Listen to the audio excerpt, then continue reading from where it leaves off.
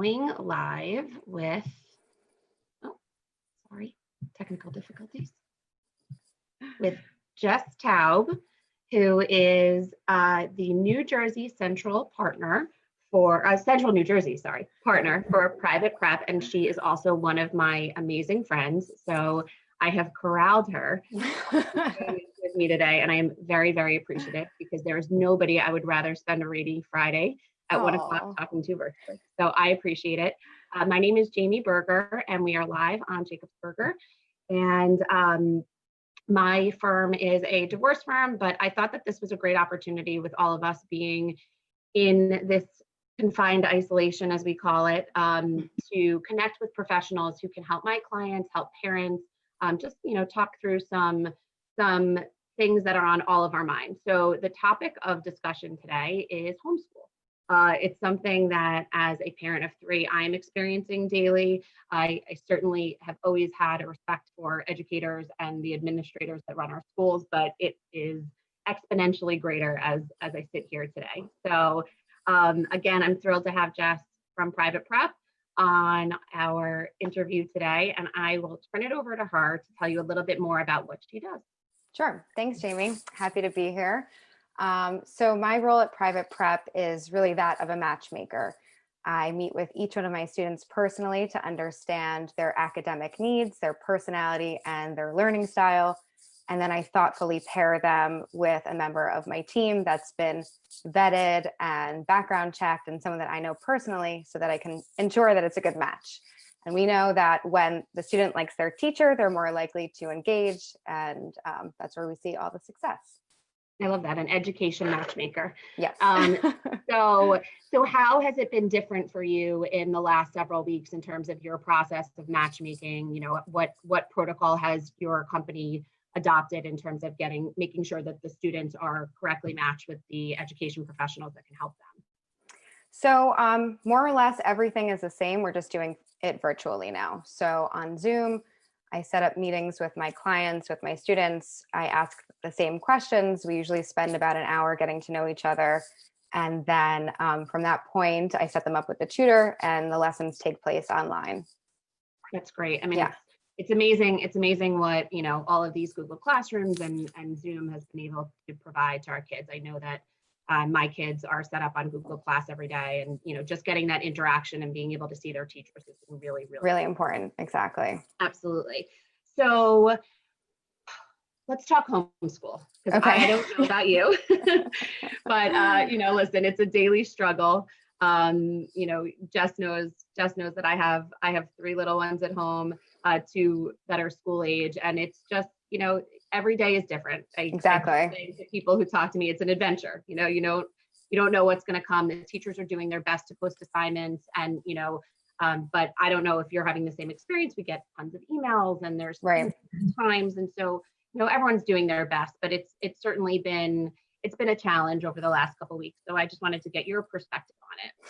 Yeah, it is certainly a challenge. I think depending on how old your kids are, it could be more or less challenging. I think as a mom of 2 young kids at different grade levels, it presents a different type of challenge. I think for parents that have older kids in high school, what I'm being told is that their kids go down to the basement or wherever they work, and they don't see them all day. I think it's the opposite for us with young kids, because we're kind of managing their schedule and trying to keep them engaged in the learning process. My best advice right now is to just tell yourself that you're doing a great job. No matter what you're doing, you are doing a great job. Even when it really doesn't feel like you're doing a great job? Yes. Well, you can also just say, you know what, today was a bad day and tomorrow will be better. I think we're all adjusting. And to your earlier point, no day is the same. I think we all have the best intentions. I think for some of us, we're setting schedules and we're able to stick to it. And for others, for us, for example, we're creating just task lists, and we're just happy if we can complete all the tasks in one day. So I think we all have to be open-minded and know that every day is going to look different, and there's just no perfect way to do this, unfortunately. So we have to let go of all those expectations of being the perfect homeschooling parent. Well, it's funny. I know the night before our kids started this homeschool, I'd posted a video and I Yes. had this color Oh coded yeah. schedule and I was ready to go. It lasted about 3 days. That's good, And actually. I was proud. I was actually impressed with 3 days. So it Yeah. lasted about 3 days. And then it was, we just adapted. And it's, for me, in what I do, because obviously the courts are still somewhat operational and I'm on calls and I'm doing, mediations and all that stuff. I do need some level of structure Right. in my day, but like you said, every day is different and it's not going to feel the same from one day to the next. Correct. And I think we have to remember just to do what we can. I actually want to share just a really interesting statistic because our director of executive functioning shared it that in New York State, they're required to have 4 hours of instructional learning per day in elementary school, 4 hours, and that's in school, right? So I think if we can get in an hour and a half of real instructional learning, we're winning. I don't disagree with you. And it was interesting because when we got those initial packets from our kids' school and it broke down, how much time they're spending on each particular subject, it was somewhat enlightening for me because I would think, they're in school 8 hours a day. So, but there's so much more that they're doing in school that socially, right, that they're not experiencing at home. So one of the things that I think is important is, keeping up that communication, letting them have the same thing that we all need. We need Zoom calls with friends and virtual happy hours. They can't have virtual happy hours, but they, a virtual meet and greet with their classmates. My daughter had a virtual birthday party. There's just things that we need to make sure that social aspect is there. Correct. I think school is important, but social and emotional well-being for ourselves and for our children are going to be our number one priority right now. It's important to engage them socially and also to remember to take care of ourselves as moms so we can take care of everyone else. That is definitely important and sometimes forgotten. What do you think, in terms of the role of the teachers and the tutors right now that, are working with your students, or the people that work with private prep? What are things that we as parents can do to utilize those resources better? So one of my best suggestions I would say is if you have a student that is struggling to complete the tasks that are given in a day, reach out to the teacher. Instead of putting extra pressure on yourself, just reach out to the teacher and ask for modifications. Maybe they're not doing 2 pages of math, maybe they're doing 1 page of math. The teacher knows who your kid is. They had the pleasure of having them in class for 6 months before all this happened. So I would say ask for modifications. Alternatively, if you have a student that is flying through the work and is finishing every day at 11 a.m., and you have no idea what to do with them, reach out to the teacher and ask for enrichments or something else they can be doing. Yeah, there's too many hours left in the day. Too many hours left in the day. But reach out to the teacher instead of putting pressure on yourself. That is not something that needs to be done right now. In terms of what our tutors are doing, we are helping students, whether it's for remedial academics, for enrichment. We also have online clubs where we can do things like book clubs, writing clubs, STEM clubs, all of it online, all of it very catered and customized to your student, their individual needs, their personality, their learning style. We're finding that students really like working online. I think it's really natural for a lot of our kids. So really nothing is lost if they can truly engage with the teacher or the tutor. Now, when they're using those online resources, is there communication with other students, or is it really just the one-on-one with the person who's providing that particular platform? So if it's the tutor, they have the option of being one-on-one, but we also do small group. We're calling them study groups, where it could be a group of kids in the same class that are all at a similar academic level, and we can again work with them in a more social enrichment way where we're working on reading, writing, STEM related projects, or for true academic support.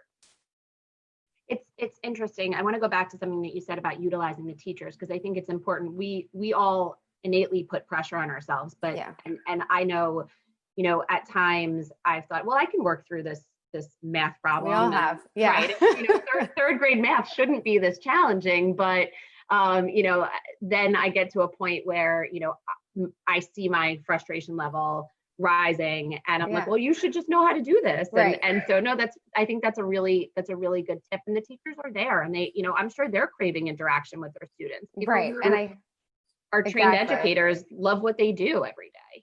Right. I think to reach out to a teacher in obviously a calm, respectful way, not saying like, I can't believe you just assigned this.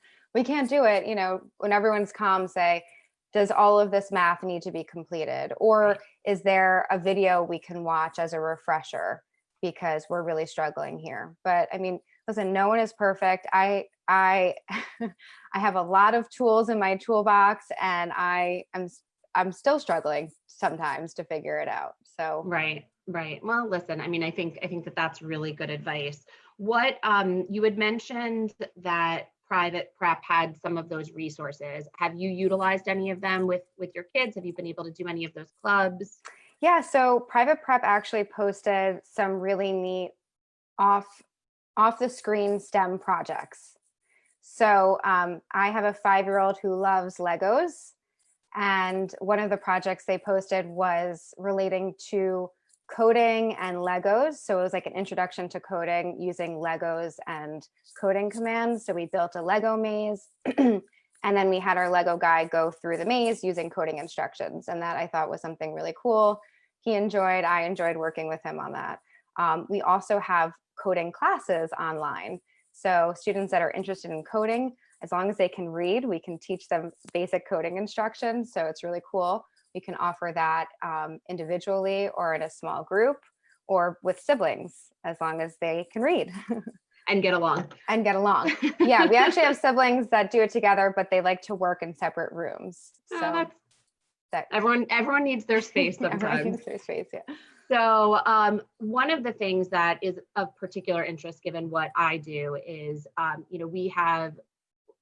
we've been dealing with our clients who live in different homes and they're homeschooling kids and the children are going back and forth either by the schedule that they had previously had in place or by some modified schedule because everyone has agreed that that's what's in the best interest of the children at this point. Mm-hmm. But I wanted to know your perspective on, communication with parents that are homeschooling but in two different places and, maybe some tips, what private prep does and maybe some ideas for those parents that are handling that.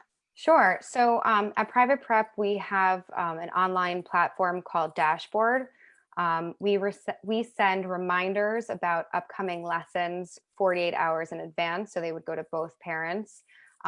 We also include the Zoom link in the reminder, so parents know exactly where they need to go. They just have to kind of click and get their student online for the lesson. After the lesson, the tutors send emailed recaps. And again, those go to both parents. So both parents have full visibility in terms of what was covered during the lesson, so they can both be looped in. My role also supports parents in that if there are any questions that come up or concerns, I'm there to address those with them and with the tutor. And the other thing that we do is we usually start a Google Doc, a shared Google Doc with a student, and we keep notes of things that we're covering or instructions, assignments. So again, parents have a centralized hub somewhere they can both log into and see what's being covered. So when you had mentioned at the outset that you're the matchmaking component, you match the student based on their needs with the educational professional that can help them best. You also just indicated that you stay involved in the process. So once you match, you're still involved with the family, you're still communicating with them, dealing Correct. with any of those issues. That's great. Correct. So my role then shifts to more of the academic concierge.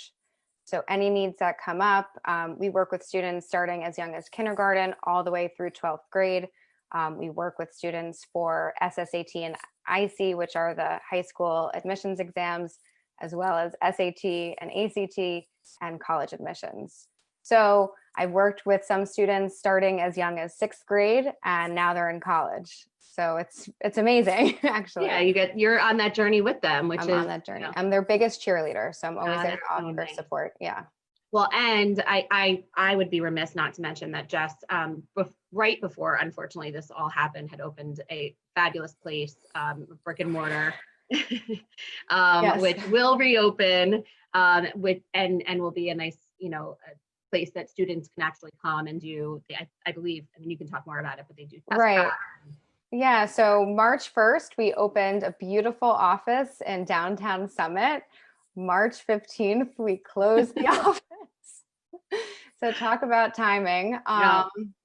Yeah, so we will be offering tutoring there, coding classes, practice tests, enrichments. So hopefully when all of this is over, we will be able to fully operate out of that office. Well, I have to tell you, when all of this is over, everyone is going to be looking for a way out of their house. Yes. So I don't think anyone is I think people will be chomping at the bit to have tutoring services outside of the walls of their homes. It's a good point. It's a good point.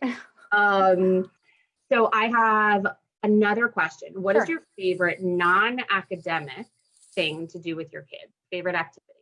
Oh, let's say I'm definitely an outside person. So if we can get outside time, I am truly happy. We've been going for bike rides in the afternoon before dinner, every night if it's not raining.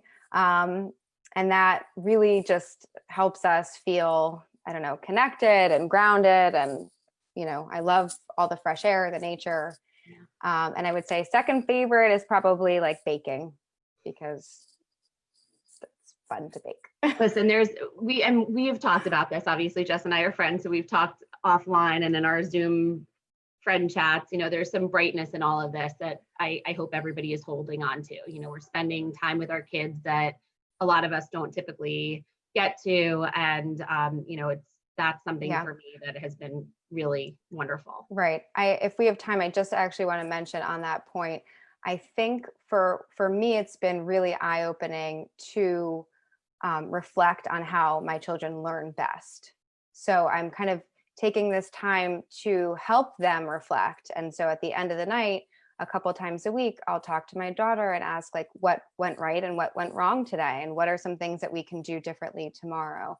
And then the next day, we sort of strategize over breakfast our goals for the day.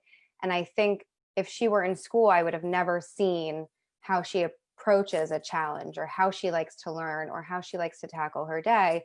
So we're kind of taking this as an opportunity for her to start reflecting on her learning style.